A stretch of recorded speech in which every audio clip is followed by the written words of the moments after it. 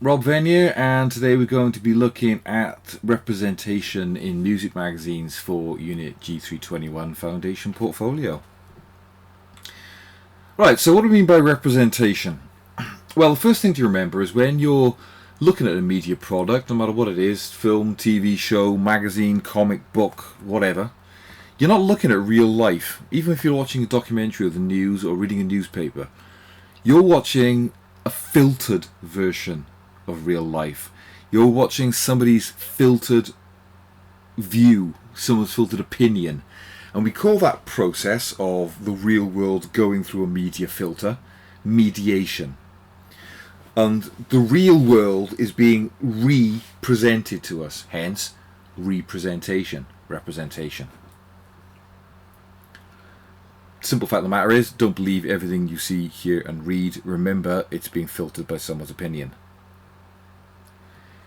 Now, when it comes to music magazines, what are the key kind of representations we need to be looking at? Well, obviously music magazines are about music, so one of the key things you have to look at is music subcultures, especially in relation to age and youth culture.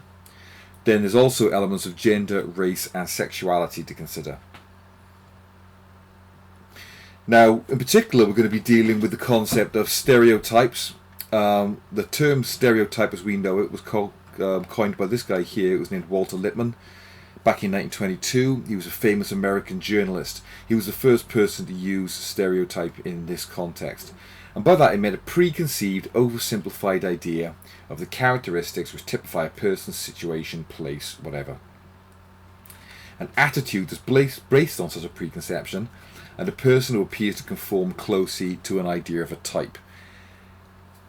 Basically, we tend to think stereotypes as a bad thing, but they're 100% necessary for us to get through life because the world's complicated and stereotypes simplify it.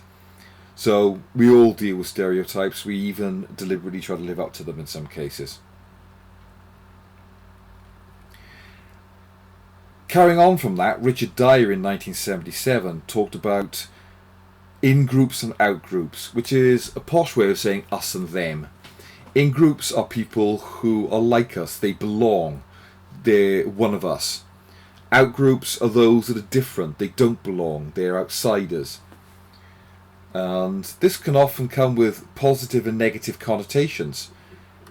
You know, we like in-groups, we like people like us, but we're scared of out-groups, we're scared of people who are different. They're often scapegoated. We create moral panics about them. They become what's called folk devils. And music subcultures fits into this quite a lot. There's an idea of what we call the parent culture. The parent culture is the mainstream culture of a society. Now, it isn't necessarily literally the culture of our parents, but it may very well be. So, a subculture is a subgroup, a group of people within that culture who are a part of it, as in apart from it, I should say, who separate themselves from the mainstream. They will have some kind of shared belief or interest that's usually at variance to those of the larger group. They want to stand out, they want to be different. So they will have distinctive ideas, practices, behaviours, way of life. And traditionally for pop music in general, it's been about young people, the youth, trying to separate themselves from the culture of their parents. When you're a kid, your parents dress you, they tell you how to behave, what to do. As you become an adolescent and a teenager, you are trying to develop your own personality, separate from that of your parents. So you rebel. And that's kind of what subcultures are about. In Britain, we have a long history of music, what's called spectacular youth cultures. Whether it's your mods, your rockers, your punks, your Teds, your new romantics, goths, your emos, your hippies, your chavs, whatever. It's all about standing out and being different from your parents. It's kind of rebellion. More like this.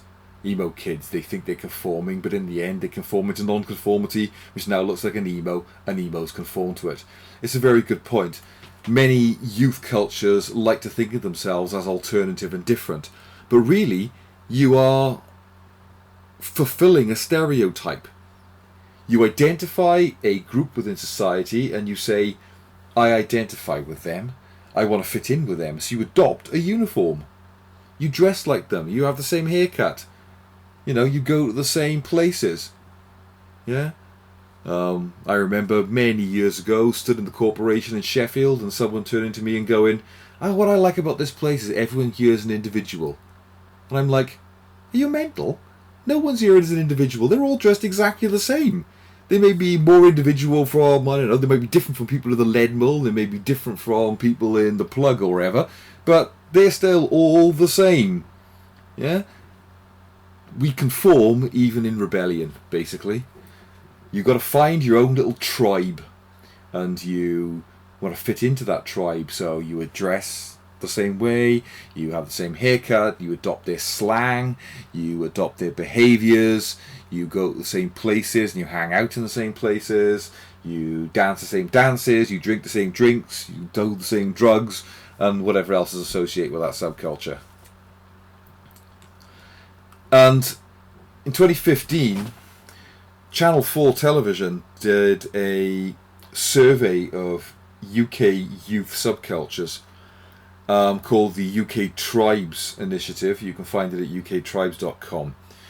These are the different subcultures they identified that are linked to music. They said that there are 5 basic subcultures. The young alts, your alternative crowd, the mainstream, the leading edge, the urban, and the aspirant. So young alts are your rebels.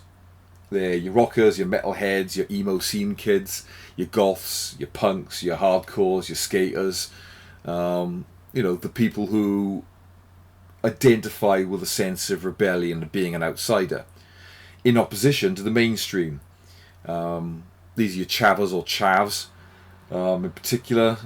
These are the kind of people, the fangirls, your blingers. They like mainstream dance music, they like pop, they like your top 40.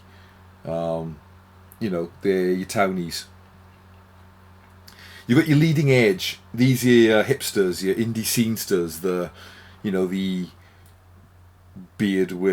bearded, checkered shirts, skinny jeans wearing types, tattoo sleeves, big moustaches, whatever.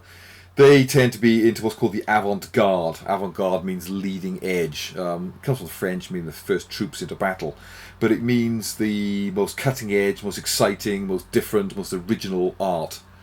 So they're the people who are into like your really weird outsider stuff, electronic music quite often, or folk, or whatever.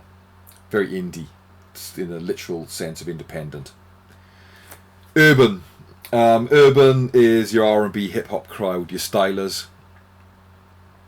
Possibly the biggest of those groups, I'd imagine. And then they're your aspirants. They are aspiring to something. These people like underground club music, and they're very, very fashion orientated. So those are your key music subcultures. You might want to say, well, which of these am I going to address with my magazine? Who am I aiming it at?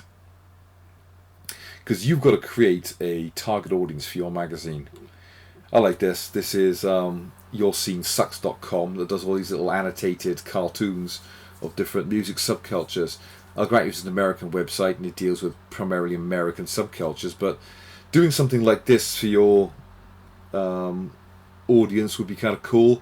You don't necessarily have to be, these cartoon sketches. You could do it with photos. Could be pictures of you and your mates. Could be ones you've nicked off the internet, whatever. But, it's a fun way of identifying your audience. So, magazines that are aimed at these audiences. Obviously, you've got young alts. What kind of magazines have we got? Krang, Metal Hammer, Terrorizer, Rock Sound. Obviously, it kind of gets more extreme. Krang is basically, we love pop, smash hits for your young alt crowd. Metal Hammer is a bit more extreme. It goes into your more classic metal. And Terrorizer, of course, is the extreme end of your death metal kind of market. although that has got a surprisingly huge readership. Rock sounds a bit more mainstream, but a bit more grown up than Krang, I guess. Music subculture magazines for your mainstreams and your aspirants are a bit more rare, actually. We Heart Pop is pretty much the only pop magazine aimed at teenage girls left. There used to be a massive market, all gone online, of course, now. Mix Mag, very stylish magazine, beautifully designed, to be fair. That's your aspirant crowd. Look how well dressed these cups are. Very stylish, very fashionable, in particular. But notice how, again, let's have a bit of, observation theory here. The man, sharply dressed, nice suit. Woman, bikini. She is sexualized in a way that he is meant to look successful. They are both meant to look stylish. She is there as a sex symbol. Well, a sexist, really, isn't it? As is Rihanna to a certain extent. Now we've got our more hipster style. Enemy, of course, has now gone free since I've done this PowerPoint. Still around, but it's a free magazine. It being really the classic music magazine, to be fair. It's been going for a hell of a long time. Clash magazine is a much more upmarket, as you can see. Again, check out how cool that photography is. Look how brilliantly it uses colour and the props of her headphones. Yeah, really nicely designed. Urban magazines, again, there aren't any in this country, really. We've got the UK's essential Black Music Monthly, Echoes. Never seen it at a shop, to be fair. But that's a very British one. But it covers all sorts of different music for black audiences. Whereas these two, of course, are very much hip-hop orientated. But they're American. You can only buy them as imported magazines. Yeah, so they're a bit more expensive if you can find them. You know, they usually carry them in the bigger, like W.H. Smiths and stuff.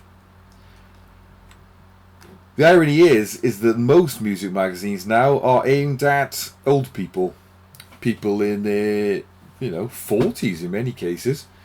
Classic pop for people who used to read smash hits back in the 80s and are now grown up.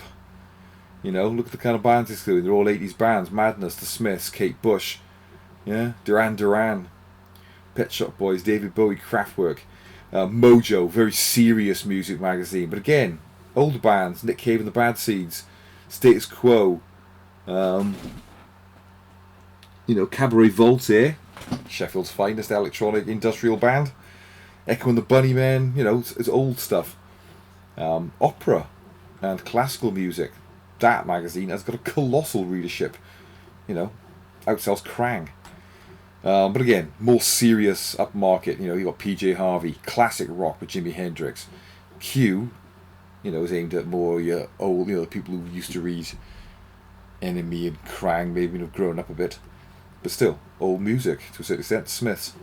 And prog rock, going back to Yes. So these are, proper 70s stuff. So ironically, it's the older people who are reading the music magazines, because the younger people are getting it all online. Now, this is an important theory. Subculture Capital by Sarah Thornton, 1995. The entire purpose of music magazines is that they are adverts. They are there to advertise things, to get you to sell the things that are advertised. Now, how music magazines work is they're essentially instruction manuals on how to be cool. But capital, what we mean is something that has value, something that can be exchanged. And what we're saying is that these music magazines are instruction manuals on coolness. You learn about stuff that gives you subcultural capital. That will be who's on tour, who's got the new albums out, which ones are worth listening to, who's going out with whom, who's had a drug overdose, whatever. So you can be the one in your group that's got the most knowledge. But it also tells you what kind of things you need to buy. This is from Mixmag. Look, if you want to be a cool clubber this season, this is the kind of stuff you should be giving people for Christmas. This is interesting. This is from Enemy's reader profile. Not surprisingly, NME readers are completely obsessed by music. Reader research has demonstrated they rely on the editorial and the ads to keep them up to date with new music. This knowledge then makes them the authority in music in their peer group, because it gives them subcultural capital. Another thing we can talk about is ideal self. Carl Rogers in 1961, he was a psychologist, and he said that everybody in their head has got an ideal image of themselves. And where does this image come from? Well, it comes from our peers, it comes from our role models in society. And who are these people? Well, increasingly nowadays it's celebrities. So music magazines give us images of an ideal self. Readers of We Love Pop want to be like Taylor Swift. Yeah? How might they become like Taylor Swift? They might buy these clothes so that they can look like her. Well, maybe not these clothes, but you get the idea. Look at how she's singing into a hairbrush like millions of young girls will probably be doing in their bedroom in front of their mirrors. Yeah? It creates, it makes you feel, well, I could be like that. But not only do we have ideal selves, we have ideal partners. Yeah? These people are meant to be ideal partners for the reader. But they're what is classically called non-threatening boys. They are pretty, androgynous, almost feminine-looking boys. He looks like he's wearing bright red lipstick, for example. They are non-threatening. They're the kind of people you want to hold hands with and not have to worry about having sex with them. It's a classic teenage girl magazine strategy, that. Again, artists like Taylor Swift, don't look much older than the reader, so they can associate with them. They can feel like they could be like that one day. So we go to our ideal partner, like I said. Now, Carl Rogers didn't talk about this. It's something we extrapolated. If you can have an ideal self, surely you can have an ideal partner. Yeah? Hayley Williams from Paramore is not here because she's a great musical artist. She's there because she's pretty. Yeah? Let's face it.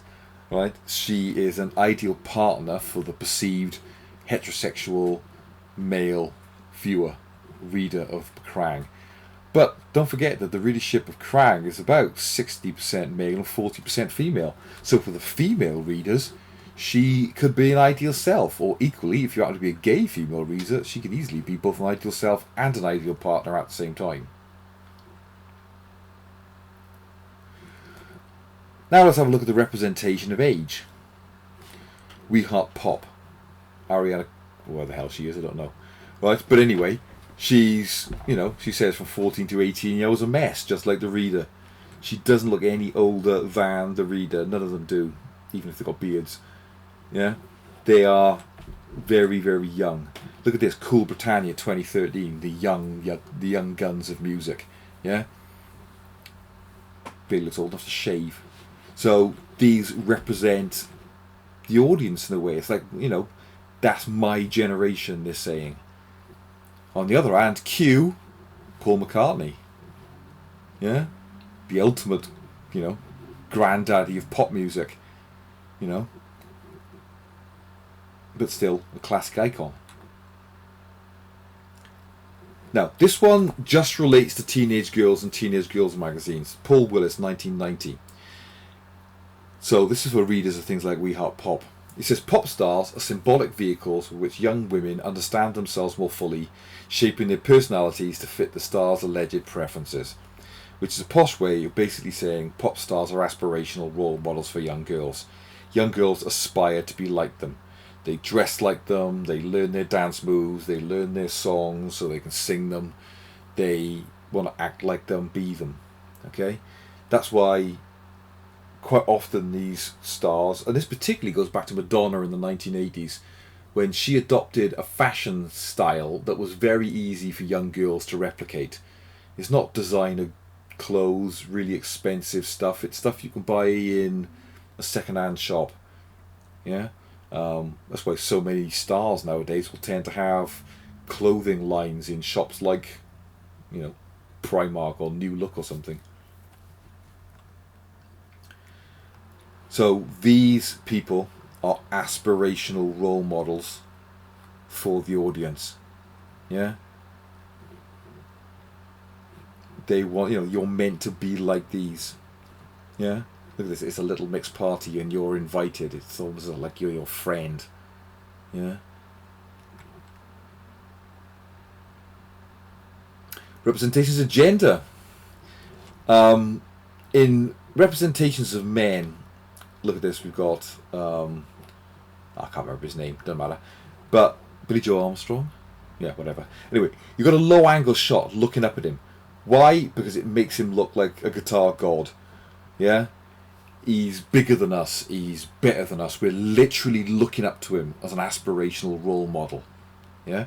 Look at the way he's backlit in what's called a halo effect, and it makes his hair shine like it's a halo, almost like he's godlike. He's holding his guitar because he's being celebrated for his ability as a great guitarist. Foxy over here, on the other hand, is there as a sex symbol. She's been heavily airbrushed with an edge of her life, and she's naked with nothing but a bit of fur. No one's celebrating her, sadly, for her ability as an artist, just because of her looks and her sex appeal. This is one of the ways in which magazines, especially music magazines, can be exceptionally sexist to the point of being misogynistic. Misogyny being the hatred of women. But again, it's mainly aimed at a male audience. On the NME, however, we've got Robert Smith, The Cure, with a very androgynous look.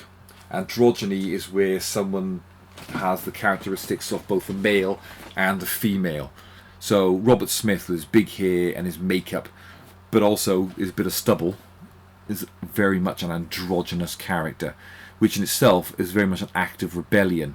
If you've got a macho, masculine, patriarchal society that is demonized and afraid of effeminacy and effeminate behaviour, then going around wearing makeup is a definite way to upset your parent culture. Anyway, like I was saying there with that cover of XXL, women in particular tend to get objectified. In other words, they are treated as objects rather than people, sex objects specifically. Which ties in with a very important idea of voyeurism. A voyeur is someone who gains sexual pleasure from watching others, especially when they are naked or engaged in sexual activity. But voyeurism, or scopophilia, scope, to look, philia, to love, the love of looking. Voyeurism, scopophilia is the basis of all media. All media is about spying on other people, particularly your reality TV shows, newspapers even. And Laura Mulvey had a very important theory in 1975, which was talking about films, we could apply it to anything. She said the female body is objectified in order to provide erotic pleasure for the assumed straight male viewer. Women are looked at from the point of view of a man. So even women looking at women do so from the point of view of a man, and about in a way that they should be attractive to men. In particular, women are cut into bits. Their face, breasts, buttocks, legs, whatever, to sexualize them. So close-ups of women, very much a part of this. I mean, look at these images here, as varied as from Rolling Stone, XXL, and Mixmag, very much women being presented. I mean, Lady Gaga here practically looking like some futuristic sex doll. These women here are literally objects, they're possessions. Lil Jon here with his pimp cup and his bling, these are accessories to his wealth and success, just as much as these are. They're not people, they're things, as far as he's concerned. Look at this. Mixmag is a DJing magazine, right? But we've got, this girl here representing festivals in Ibiza, wearing very, very little. We've got these kind of like real, in inverted commas, girls that presumably been photographed in some club somewhere. Beach babes, topless. I mean, they've got to the extent of covering up a little bit with some stars and stuff. But look at how women have been really, really sexualized and objectified here. It's very, very sexist, very misogynistic. Again, Here we've got some representations of sexuality. Boy George back in the 1980s. Is it a boy? Is it a girl? Really, really upset people back in the day. You know, nothing new there. It's still going on. You know, we've got Suede here. Bernard Butler from... Is it Bernard Butler? Anyway, from Suede. Again, very androgynous. Is it a boy? Is it a girl? This is classic kind of rebellion. It upsets people. Representations of race. Obviously, if you're doing a hip-hop magazine, it's going to look pretty stupid if it hasn't got some black people on it. Yeah, white people on hip-hop magazines just look stupid unless they're Eminem. But again, look at the stereotypes that are on display here. You know, they look like a pair of gangbangers. They're covered in tattoos, loads of bling, your baseball caps, snapbacks, whatever you want to call them. Look at how XXL has been done to look like it's, you know, a piece of jewellery. Obviously, because it's the 10th anniversary edition. Yeah. Look at this on the other hand. Yujia Wang, incredible classical pianist, this it says on there. So, you know, she's looking, you know, got a bit of rebellion with these flowers in her hair and stuff, but she looks much more stylish and classy. Yeah, not in any way sexualized, of course, because it's BBC classical music magazine, they wouldn't do that kind of thing. But a much more positive representation of women. And then we've got Steve Akai over here. You know, obviously with his mixed heritage, which I assume is Japanese American. You know, but the American flag, which is the iconography and the matching Adidas he's got down here, you know, very unusual actually to see people who aren't white on the front cover of music magazines, unless it's a hip hop magazine. Very unusual to see a person who's non-white on the front cover of a classical music magazine. So, that's a brief rundown of the representations. I want you to be analysing the representations in the magazines you're looking at and considering it in the ones you create.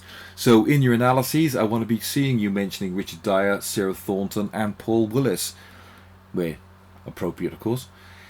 So, there are handouts and PowerPoints to go with this on Moodle, and I've also emailed them to you. So, if you've got any questions, you know where to find me, and I'll talk to you next time.